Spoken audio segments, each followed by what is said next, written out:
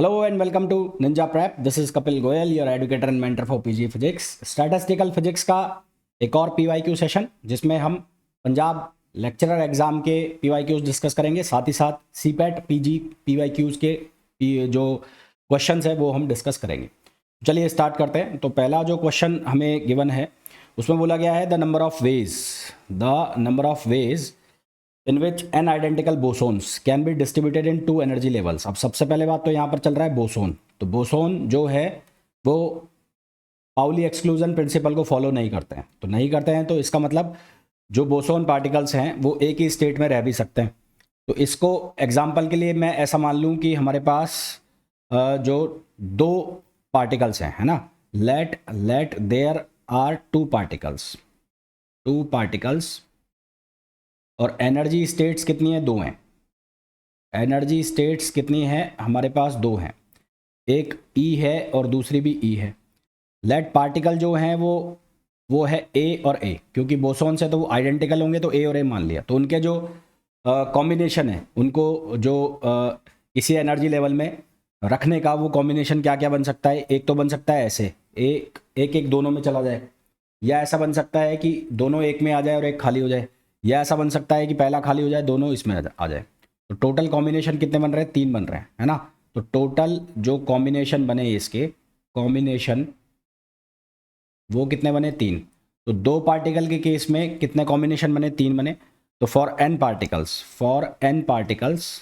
तो N particles के लिए जो नंबर ऑफ वेज आ जाएंगे, तो एन पार्टिकल्स के लिए नंबर ऑफ वेज कितने आ जाएंगे? n+1। तो हमारे पास जो इसका करेक्ट आंसर है वो क्या हो जाएगा? n+1, which is option A. तो ऑप्शन ए इसका करेक्ट आंसर हो जाएगा। नेक्स्ट क्वेश्चन पे आ जाओ। Which of the following is a fermion? इनमें से कौन फर्मियोन है? तो अल्फा जो है, अल्फा पार्टिकल, वो आता है बोसोन की कैटेगरी में। इसी तरह से इलेक्ट्रॉन की अगर मैं बात करूं, इलेक्ट्रॉन, तो ये आता है किसमें? फर्मियोन में। तो हमें ये पूछा है कि इनमें से कौन फर्मियोन है, तो इलेक्ट्रॉन जो है वो क्या हो जाएगा? फर्मियोन हो जाएगा। नेक्स्ट क्वेश्चन पे आ जाओ। Quantum statistics the particle are. अब क्वांटम स्टैटिस्टिक्स के अंदर हमारे पास 3 स्टैटिस्टिक्स हम यूज़ करते हैं। एक MB स्टैटिस्टिक्स, एक हम करते हैं बोस-आइंस्टीन और एक करते हैं फर्मी ड्राइक। जब मैं MB स्टैटिस्टिक्स की बात करता हूँ तो वहाँ पर जो पार्टिकल होते हैं वो होता है आइडेंटिकल एंड डिस्टिंग्विशेबल। आइडेंटिकल और डिस्टिंग्विशेबल। जब हम बात करते हैं किसकी? FD की और BE की, तो यहाँ पर जो पार्टिकल होते हैं वो होता है आइडेंटिकल एंड इनडिस्टिंग्विशेबल। ये पार्टिकल होता है। जब मैं MB की बात कर रहा हूँ तो ये क्लासिकल साइड को थोड़ा ज़्यादा प्रेफर करती है, क्लासिकल थ्योरी को प्रेफर करती है, जबकि ये दोनों प्योरली किस पे होती है? क्वांटम पे होती है। तो अगर मैं क्वांटम की ही बात कर रहा हूँ तो हमारे पास क्या आ जाएंगे? आइडेंटिकल एंड इनडिस्टिंग्विशेबल, यानी कि option B. Alpha particle is same as, तो अल्फा पार्टिकल को हम क्या लिखते हैं? हीलियम न्यूक्लियस की तरह लिखते हैं, 2He4। तो हमारे पास जो आंसर आ जाएगा वो आ जाएगा 2He4। Next question, consider a system of n particles, non interacting particles है with internal energy E and occupying a volume V। Suppose the energy number of particles and volume of the system are change such as new value are lambda E and lambda N and lambda V। The initial entropy gets transform. तो entropy कैसे transform होगी वो हमें बताना है। तो entropy कैसे transform हो जाएगी? S प्राइम इक्वल्स टू हो जाएगा लैम्डा S। जिस तरह से ये ट्रांसफॉर्म हुए lambda E, lambda N, lambda V में, इसी तरह से एंट्रोपी ट्रांसफॉर्म हो जाएगी। तो ये क्या बन जाएगी? Lambda S। नेक्स्ट क्वेश्चन पे आ जाओ।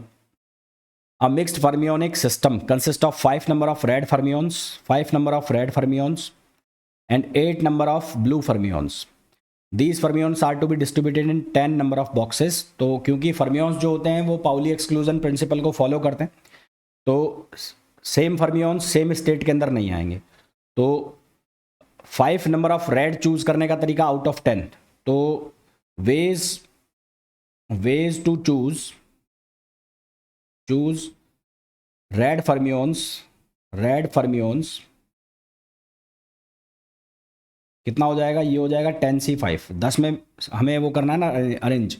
इसी तरह से वेज टू चूज ब्लू, तो ब्लू फर्मियोन्स को कितना हो जाएगा? ये हो जाएगा 10C8। तो टोटल नंबर ऑफ वेज जो हो जाएंगे, टोटल नंबर ऑफ वेज यहाँ पर आ जाएंगे कितने? ये आ जाएंगे 10C5 और प्लस 10C8, 10C5 और 10C8 which is option C. तो सही आंसर हमारे पास आ जाएगा सी। नेक्स्ट क्वेश्चन है, consider a system A consisting of N non interacting distinguishable particles constraint to move on the two dimensional surface of cylinder, let B be another system consisting of 2n non-interacting distinguishable particles constrained to move inside a sphere of radius r. Let EA and E be the internal energy. EA और EB जो है वो internal energy of system है। तो हमें ये पूछा है एनर्जी इनकी बतानी है। तो एनर्जी का जो फॉर्मूला है इंटरनल एनर्जी, तो इंटरनल एनर्जी का जो फॉर्मूला है वो हम क्या लिखेंगे, एन D/2 और KBT, जहाँ D जो है D वो क्या हो जाएगा, डायमेंशंस हो जाएगा। ये क्या हो जाएगा, डायमेंशन।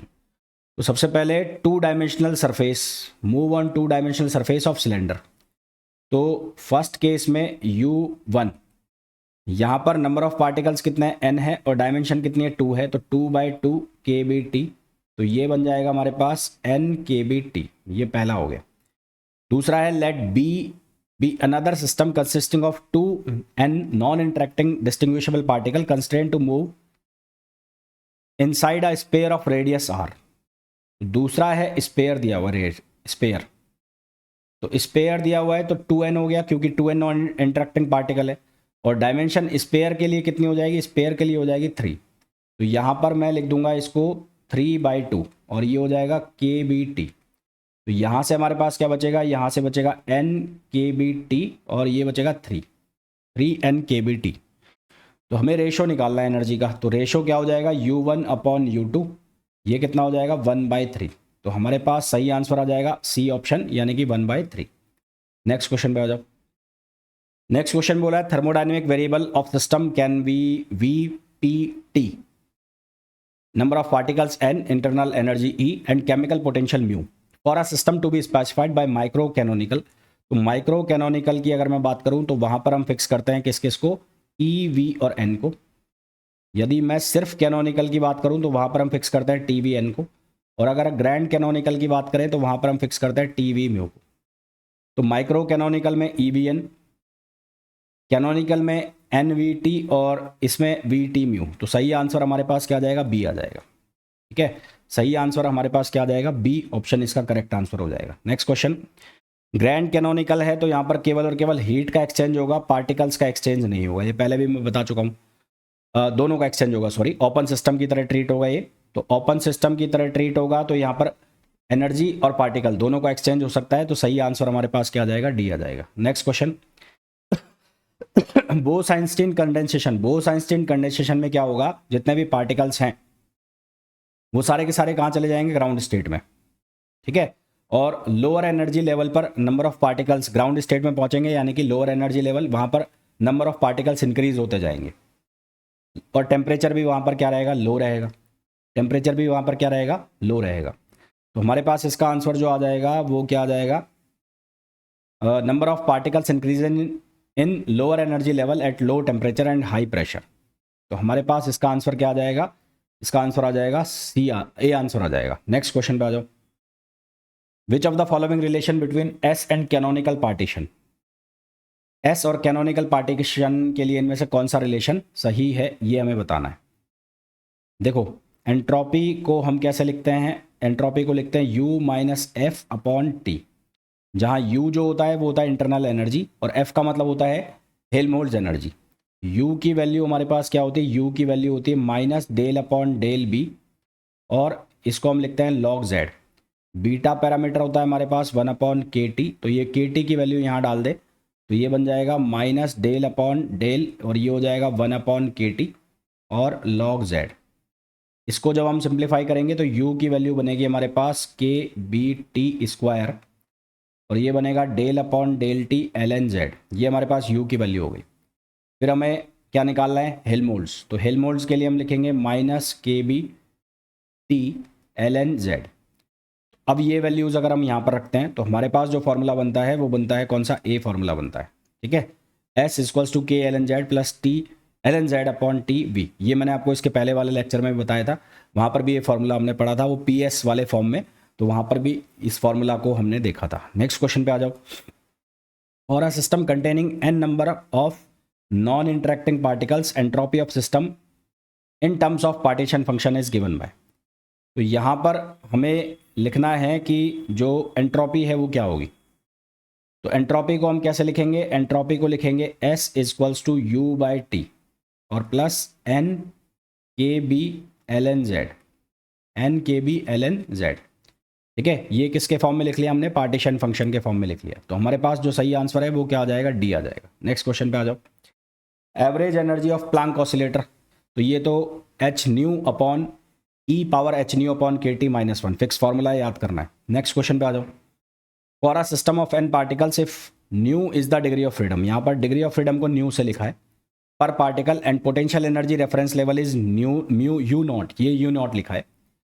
टोटल इंटरनल एनर्जी, तो टोटल इंटरनल एनर्जी जो बनेगी, टोटल इंटरनल एनर्जी, तो इसकी जो टोटल इंटरनल एनर्जी है वो लिखी जाएगी न्यू यानी कि डिग्री ऑफ फ्रीडम है और U0। तो यहाँ ये कैसे लिखा जाएगा, इसको लिखेंगे हम n पार्टिकल्स, तो n पार्टिकल n U0, एक तो ये हो गया, प्लस हमारे पास जो इंटरनल एनर्जी का फॉर्मूला होता है वो होता है n/2। डिग्री ऑफ फ्रीडम को हम लिखते हैं F से KT, तो यहाँ पर डिग्री ऑफ फ्रीडम को लिखा हुआ है किससे, न्यू से, तो ये किससे लिखा जाएगा, n न्यू KT/2। तो ये हमारे पास टोटल इंटरनल एनर्जी हो गई, जो कि ऑप्शन हो गया ए। नेक्स्ट क्वेश्चन पे आ जाओ। नेक्स्ट क्वेश्चन में बोला in case of degenerate boson system, तो ये बोसोन का फॉर्मूला है और बोसोन के लिए बोसोन आइंस्टीन कंडेंसेशन, तो BE कंडेंसेशन, BE कंडेंसेशन